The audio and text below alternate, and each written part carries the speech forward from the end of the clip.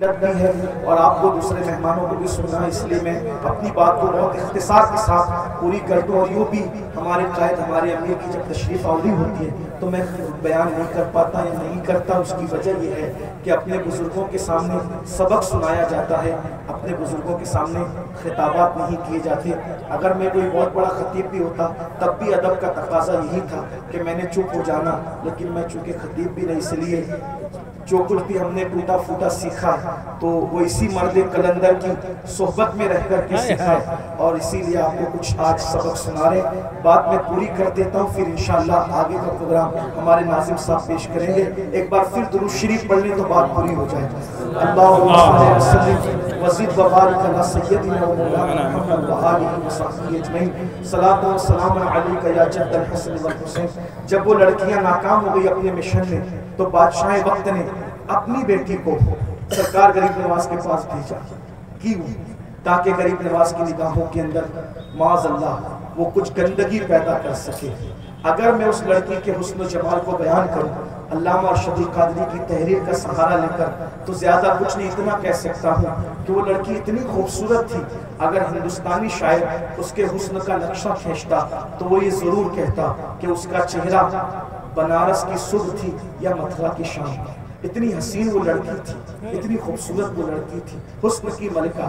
جب وہ گئی ہیں اور جانے کے بعد انا ساگر کے کنارے کھڑے ہو کر اس نے غریب نواز کے پاس اپنی بازیں بجانا شروع کیا ہے۔ غریب نواز نے اس کو آنکھ اٹھا کر بھی نہیں دیکھا، لیکن جب اس نے اپنے آپ کو ناکام محسوس کیا تو پھر اپنی ناکامی پر پردہ ڈالنے کے لیے اس کی زبان سے آواز نکل ہی گئی اور اس نے کہا، معین الدین میرے حسن کی توہین نہ کر، تیرے سینے میں دل ہے یا پتھر؟ اسی حسن سے ہزاروں کو ہم نے کام میں لایا ہے، ہزاروں کو ہم نے ناکام کیا ہے، بتا تیرے سینے میں دل ہے یا پتھر؟ تو میری طرف دیکھتا کیوں نہیں ہے؟ غریب نواز نے اپنے نانا کی سنت پر عمل کرتے ہوئے آنکھ کھولنے سے پہلے اس لڑکی کی طرف اپنی چادر بڑھائی اور اس سنت کو زندہ کیا۔ حاتم طائی کی بیٹی جب بغیر دوپٹے کے دربار رسالت میں لائی گئی تھی تو آقا علیہ السلام نے اس کے سر پہ چادر ڈال کر پوری دنیا کو پیغام دیا کہ بیٹی کافر کی ہو یا مومن کی ہو، بیٹی بیٹی ہوتی ہے۔ کسی بھی بیٹی کی اس طرح بے عزتی اسلام گوارا نہیں کرتا۔ حاتم طائی کی بیٹی کو رسول اللہ نے اپنی چادر بڑھائی تھی، اللہ اکبر۔ غریب نواز نے اپنی چادر اس کی طرف بڑھاتے ہوئے کہا، بیٹی ہمارا مذہب عورت کو اس طرح کسی کے سامنے آنے کی اجازت نہیں دیتا۔ لڑکی نے کہا، مجھے بیٹی کہتے ہیں جبکہ میرا بابا تو یہ کہتا ہے کہ جو آئے ہیں مسلمان وہ عورتوں کے دلدانا ہیں، لالچی ہیں، عورتوں کی آبروں پہ حملہ کرتے ہیں۔ غریب نواز کے جملے پہ قربان جائیں، ایک دائی کا انداز کیا ہوتا ہے؟ یہ نہیں کہا کہ تیرا باپ جھوٹ کہتا ہے، غلط کہتا ہے، بلکہ فرمایا، بیٹی تیرا باپ جو کہتا ہے وہ مذہب اسلام کی تعلیم نہیں ہے، وہ غلط فہمی میں کہتا ہے۔ میں جو کہہ رہا ہوں وہ اسلام کی تعلیم ہے کہ میرا مذہب کسی بیٹی کی بے عزتی اور بے حرمتی کی اجازت نہیں دیتا۔ اللہ اکبر۔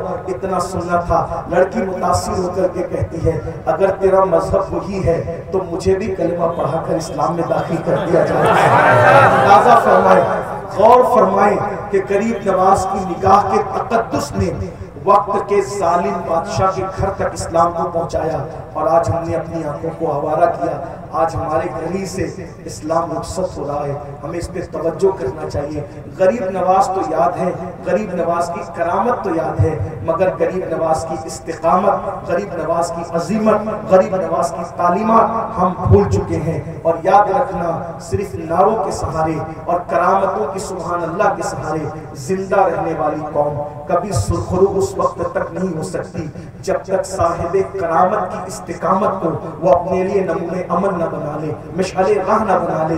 یاد رکھنا، جب بزرگوں کو کوئی اپنے لیے نمونہ بناتا ہے، جملے پر غور کریں اور اس کے بعد گفتگو پوری ہوتی ہے، اگر کوئی انسان بزرگوں کو اپنے لیے نمونہ عمل بناتا ہے تو وہ بندہ بھی بزرگ بن جاتا ہے۔ اس کی سب سے بڑی مثال موجودہ دور میں حضور تاج الشریعہ رحمۃ اللہ علیہ کی ذات ہے۔